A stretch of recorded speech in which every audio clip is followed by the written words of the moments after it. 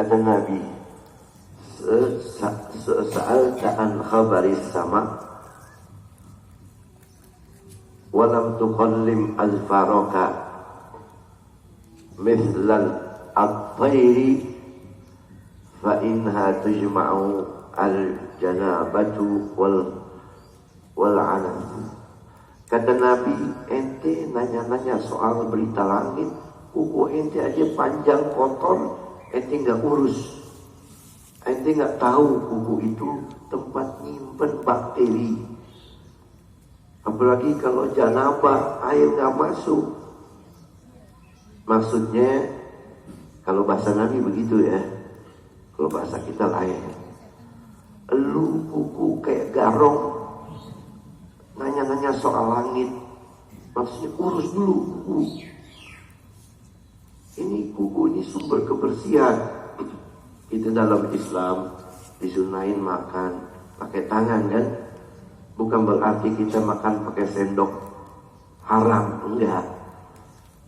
Kalau mau makan pakai tangan sunnah, cuman cuci tangan dulu, khawatir ada bakteri.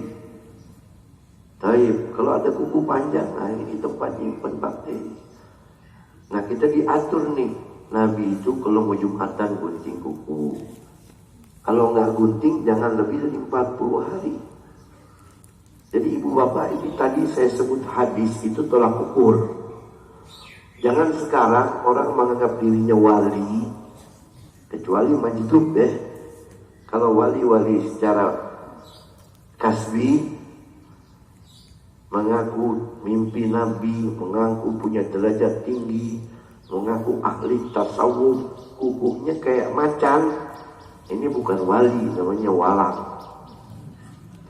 Itu ditunjukkan oleh Nabi. Ente jangan nanya-nanya soal khabaris sama, padahal kuku ente pada panjang. Itu nyimpen kotoran. Ahlillah itu bersih zahir, bersih batin. Walaupun bajunya nggak mahal, tapi nggak kotor, dia jaga kebersihannya. Dia jaga kebersihan lahiriahnya. Dia mandi. Dia jaga kebersihan batiniahnya juga. Itu wali. Jadi jangan beranggapan pokoknya dia wali, mau kukunya panjang mau nggak mandi, pokoknya wali. Nabi itu bersih, tolak ukurnya ke situ aja deh. Kecuali dia mendapatkan wilayah wahbiyah, dia menjadi wali laduni, dia menjadi wali dari lahir tanpa kasbiyah, tanpa usaha dia, atau mustadrik fil wilayah majdub, itu lain hal. Itu alamnya beda, bukan alam kita. Jadi masalah gunting kuku, cukur kumis, dan membersihkan bulu-bulu itu ada di dalam Islam. Semoga kita bisa menghidupkannya, dan Nabi kasih aturan setiap Jumat. Kalau nggak mampu, jangan lebih daripada 40 hari. Wa yaghussu syaribahu yawma Jum'ah qabla khurujil as-salah. Wa Tabrani an Abi Darda, innallaha wa malaikatahu yusalluna ala ashabil amaimi yawmal Jum'ah. Dan riwayat Imam Tabrani, hadis daripada Imam Abi Darda, baginda Nabi besar Muhammad SAW, beliau bersabda, innallaha wa malaikatahu, sesungguhnya Allah beserta malaikat-malaikatnya, yusalluna, mendoakan, ala ashabil amaini, bagi orang-orang yang pakai imamah yaumal Jum'ah, di hari Jumat. Yusallun, mendoakan. Kalau dari sesama manusia doa, kalau dari Allah rahmat, kalau dari malaikat istighfar. Jadi di sini orang yang pakai imamah hari Jumat, dia dapat rahmatnya Allah dan dimintain ampun istighfar oleh malaikat. Saya bukan khotib, nggak apa-apa. Imamah itu sunnah Nabi. Mau pakai boleh, khususnya hari Jumat, menghidupkan sunnah. Tapi dari sisi muru'ah, jangan dipakai hari-hari kecuali untuk menghidupkan sunnah Nabi ketika Anda sendiri di rumah. Mau sholat malam pakai imamah, gak apa-apa, bagus. Mau sholat malam laki-laki ini pakai jubah, pakai imamah, pakai sholat, bagus itu. Tapi kalau keluar, ya siap-siap aja. Kalau disuruh pidato, jangan lari. Kalau ditanyain fikih, jawab.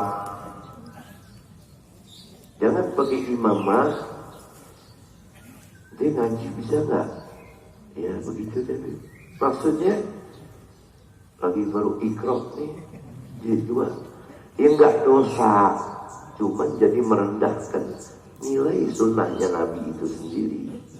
Kalau pakai imamah nggak apa-apa di rumah atau pergi Jumatan pakai imamah, ya.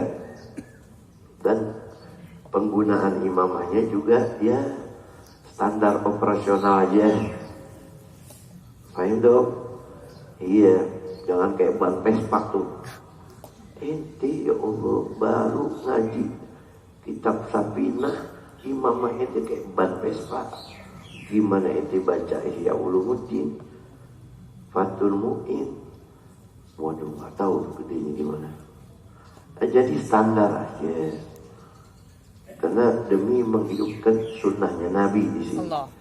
Dapat rahmatnya Allah, didoain sama malaikat kalau pergi Jumat pakai imamah. Ta'ammamu fa innal malaikata ta'ammamat. Ini hadis-hadis tentang imamah rata-rata sama grup sebelah itu didoifin. Nggak ada Nabi pakai imamah. Jadi kalau imamah hadisnya itu doif semua. Nabi bilang gunakanlah imamah karena malaikat itu menggunakan imamah. Wa arsiluha khalfa zuhurikum, dan boleh kalau pakai imamah kasih butut ke belakang. Faina hasimal malaikah, karena imamah itu tanda hiasan para malaikat. Ibu bapak hadirin hadirat rahimakumullah. Ya, ini imamah buat laki-laki ya. Ibu-ibu jangan pakai imamah dah. Nanti bingung. Wa syekhanya Abi Hurairah radhiyallahu anhu, dan dari Imam Bukhari Muslim. Semoga Allah meridainya kita, mendoakan barokahnya, amin. Idza kana yaumul jumu'ati kana ala kulli babin min abwabil masajidi malaikatun yaktubuna an-nasa ala qadri manazilihim al-awwal fal-awwal. Dalam hadis ini sallallahu alaihi Nabi, baginda Nabi telah bersabda, bila mana telah datang hari Jumat, karena ala kulli babin, adalah setiap pintu-pintu masjid itu malaikatun, ada malaikatnya. Yaktubunan nasa, itu malaikat tugasnya mencatat orang-orang yang datang ala qadri manazilihim, semua sesuai kedudukannya masing-masing. Kalau datang pertama kedudukannya begini, kedua begini, ketiga begini. Al-awwal fal-awwal, yang datang awalan, kata ulama, datang pertama. Ulama lain berkata pada waktu pertama, mau yang datang berapa orang, pokoknya yang paling pagi, maka dicatat kedudukan orang yang mendapatkan tingkatan apa, yaitu bersedekah, berkurban unta, nanti ada di bawah. Faidah jalasal imam, bila mana seorang khatib udah duduk di atas mimbar, maksudnya faidah jalasal imam, imam udah duduk di atas mimbarnya, tawawu as-suhufa, maka dilipatlah lembaran catatan yang dicatat tadi sama malaikat. Jadi kalau imam udah keluar, udah duduk di mimbarnya stop, udah nggak dicatat lagi, dilipat. Waja'u, maka datanglah malaikat-malaikat yang tadi ada di pintu-pintu, yastami'una dzikra, mereka semua langsung mendengarkan peringatan dari khutbah. Wa mathalul muhajiri, ini bicara tentang khutbah ya. Dalam khutbah itu, ibu bapak, ini catatan penting ya. Mungkin di sini banyak asatid yang mungkin lebih paham bab ini daripada saya. Saya hanya mengingatkan, di dalam berpidato, berkhutbah itu ada ilmunya dan membutuhkan guru yang harus ada contoh. Itulah pentingnya mondok, sehingga seorang bisa tarobah, terdidik. Ada contoh yang bisa dia dengar, ada contoh yang bisa dia ikuti. Enggak serta-merta belajar sendiri di rumah dari Google terus jadi khatib. Dan di antara ilmu seorang khatib itu, dia harus bisa menyesuaikan dengan kondisi visi kontrol yang ada. Kalau bulan Maulid, ini ceramah Maulid, jangan ceramah soal kematian. 12 Rabiul Awal lahirnya Nabi, Jumatan pas tanggal 13. Kemarin itu tanggal 13 ini pidato tentang lahirnya Nabi. Jangan bicara tentang sholat, jangan bicara tentang zakat, jangan bicara tentang haji. Nggak ada itu semua kalau nggak ada baginda Nabi besar Muhammad. Masuk Ramadan, ente jangan ceramah Maulid, bahas tentang qiyamul lail, tentang iftar, tentang sahur, tentang tarawih, tentang baca Quran. Betul? Jadi berkaitan dengan maudhu kondisi yang ada. Dan ini menjadi salah satu tolak ukur orang ini tarobah apa tidak. Ketahuan nih orang berguru apa tidak. Kalau dia punya guru contohnya buat dia. Oh, guru aneh kalau sholat pakai jubah, misal pakai siwak, sholatnya begini. Habis sholat angkat tangan berdoa menghadap makmum, berarti Nabi begini nih. Tuh kalau orang pondok atau berguru atau ngaji, yang ada guru yang membimbingnya. Makanya ilmu agama ini ibu bapak beda sama ilmu umum. Maaf, kalau kita belajar ilmu umum, kita buka internet, kita beli bukunya, bisa. Tapi kalau agama harus ada guru yang bimbing kita, yang memandu, memantau, mengingatkan, meluruskan, mengarahkan agar sesuai koridor yang benar. Nah, jadi seperti itu. Apalagi di hadis ini, yastami'una dzikra, itu malaikat dengerin ceramah ente juga. Oleh karenanya khotib Jumat nggak boleh bercanda. Ente punya ceramah didengerin malaikat. Ya, apalagi kepanjangan, malaikat juga gedek tuh. Ini orang kata malaikat ya, panjang bener. So si Udin udah pada tidur tuh, kata malaikat.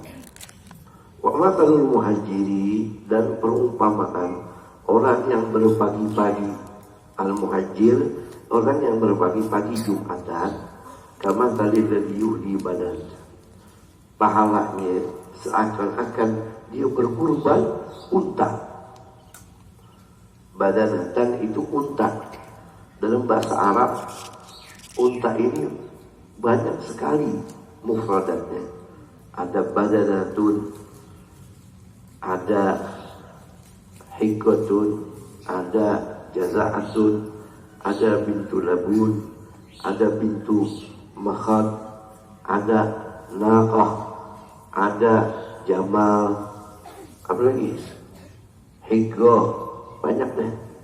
Di antaranya badanatun. Tsumma kalladhi yuhdi baqaratan. Lalu tingkatan yang kedua yang datang pada waktu kedua seperti orang berkurban baqaratun, sapi. Tsumma kalladhi yuhdi al-kabsha.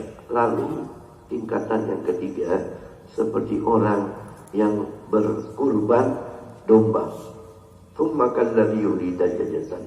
Lalu derajat selanjutnya seperti orang yang berkurban ayam, seekor ayam. Tsumma kalladhi yuhdi al-baydah. Lalu seperti orang yang berkurban sebuah telur. Ibu bapak hadirin hadirat rahimakumullah, ini hadis harus diamalin ya bagi laki-laki ini.